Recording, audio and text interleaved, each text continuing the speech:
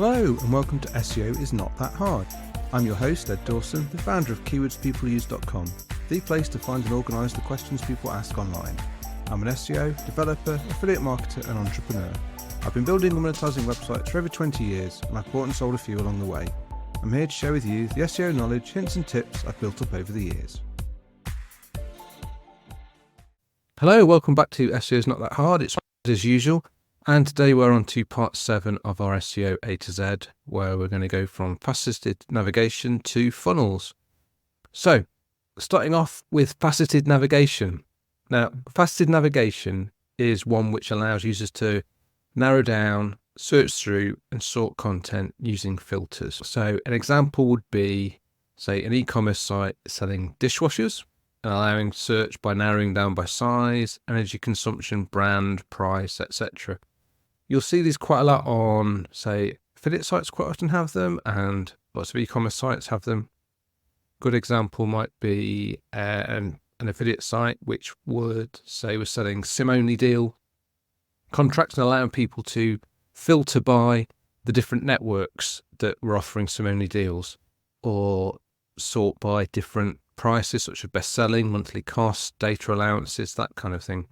Now, faceted navigation is really useful for users because it allows them to sort through and search for a lot of data and find what kind of products or services they're looking for and narrow down to their main requirements without having to wade through page after page after page after page.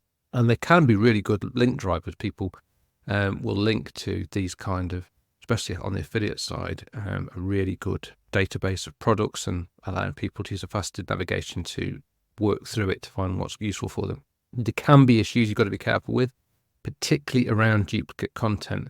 A lot of sites implement faceted navigation in a way where it will create different URLs for, say, different sort types or different filters, so that people can share and save filtered results with somebody else via a URL string. And obviously, if you're doing that, you need to make sure you handle that duplicate content by using canonical tags on your faceted navigation to make sure that Google has one core canonical version that you want to be the main canonical version, which would usually be the straight into the faceted navigation where all the filters are set at the defaults you want rather than it being set to something different. Okay, next up we've got FAQs, or frequently asked questions. So frequently asked questions is a type of page content, consisting of lists of questions frequently asked on a topic and their answers.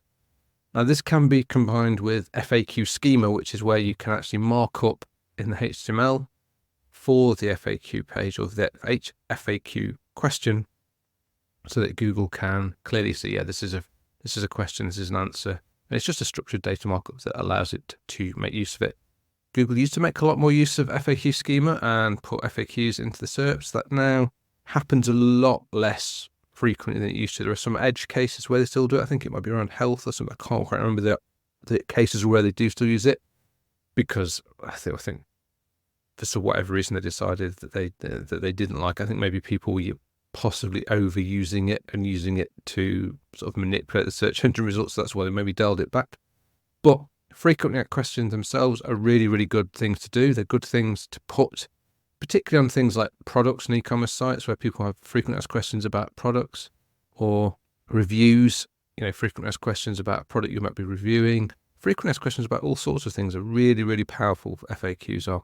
If you want to find what questions people are actually frequently asking about anything, keywords people use. It's a self-promotional plug here, but it is a really good tool to use to find out what people are asking about any one thing. Had someone contact me the other day.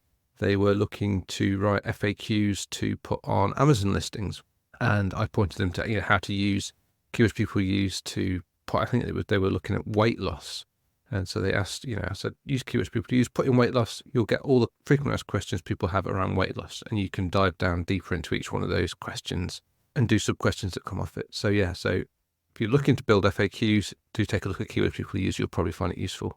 Next up, we have featured snippet. Now, a featured snippet is a short section of text that appears at the top of the search engine result pages with a quick answer to a query. And these snippets are pulled directly from third-party web pages.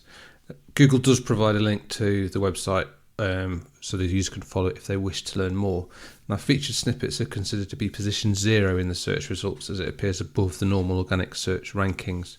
Now, these featured snippets, though they do answer the question very quickly and simply, they do actually give about 8% of the clicks off a page do go through the featured snippets, so they can be worth optimizing for.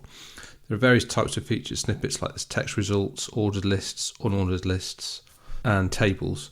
So what you need to do is to find the result, a query which does have a featured snippet. Say, for example, one could be, what is a featured snippet? And that itself launches, when you search that, does give a featured snippet result.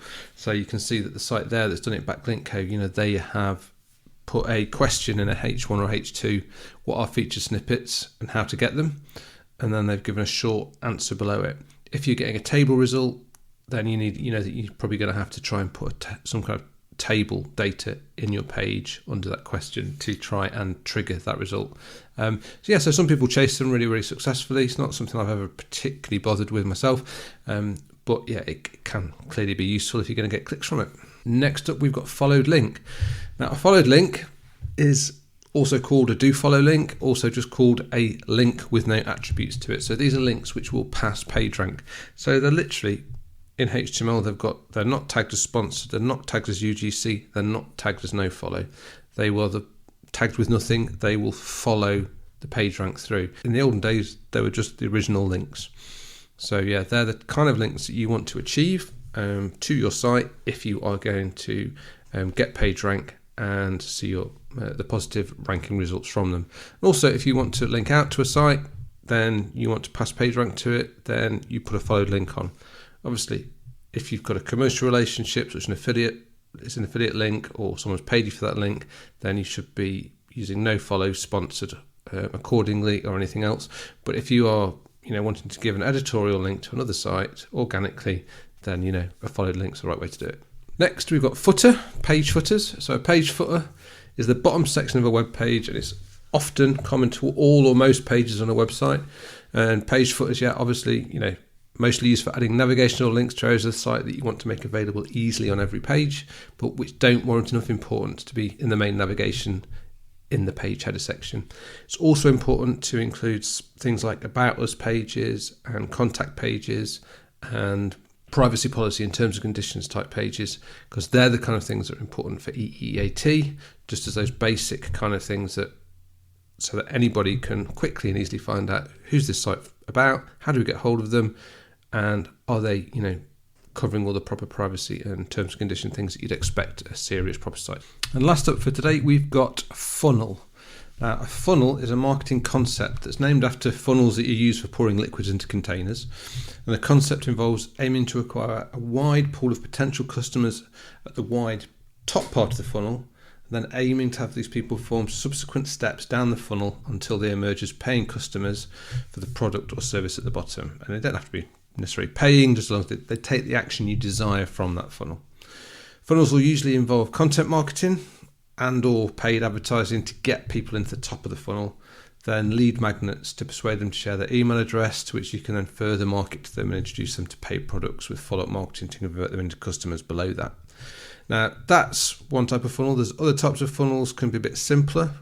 Our broadband.co.uk funnel was very much to get people to give us their email address, because from their, not their email address, their postcode, because once we got their postcode, we could then give them information about broadband specifically in their area, what types of broadband they could get, and then also what providers and deals were available in their area.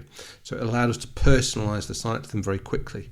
And that kind of funnel could then obviously help us promote the right deals to them, and then hopefully they will click off and go and visit those providers, and hopefully some of them will buy. Each step of the way, you're going to lose some people, and that's why the funnel narrows as it goes further down. Yeah, funnels are really important when you're thinking about the information architecture of your website, how you're going to build it and how you want people to flow through it.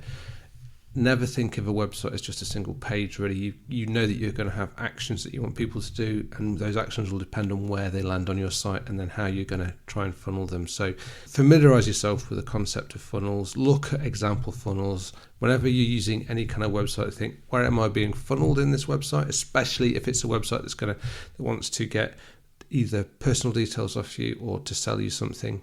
They're all going to be employing funnels of some kind. Really important to start thinking in terms of funnels. Okay, well, that's everything for today. We've gone from, where did we start? We came from faceted navigation all the way down to funnel. And if there's any Fs that you think I've missed, do let me know so I can get them added to our glossary. We'll put links to anything we've mentioned in the show notes, and we'll see you next time. Take care. Before I go, I just wanted to let you know that if you'd like a personal demo of our tools that keywords people use, that you can book a free, no obligation, one-on-one video call with me, where I'll show you how we can help you level up your content by finding and answering the questions your audience actually have. You can also ask me any SEO questions you have. You just need to go to keywordspeopleuse.com/demo, where you can pick a time and date that suits you for us to catch up. Once again, that's keywordspeopleuse.com/demo, and you can also find that link in the show notes of today's episode. Hope to chat with you soon. Thanks for being a listener. I really appreciate it. Please subscribe and share. It really helps. SEO is not that hard. It's brought to you by keywordspeopleuse.com, the place to find and organise the questions people ask online. See why thousands of people use us every day. Try it today for free at keywordspeopleuse.com. To get an instant hit of more SEO tips, then find the link to download a free copy of my 101 quick SEO tips in the show notes of today's episode. If you want to get in touch, have any questions, I'd love to hear from you. I'm at Channel5 on Twitter. You can email me at podcast@keywordspeopleuse.com. Bye for now, and see you in the next episode of SEO is Not That Hard.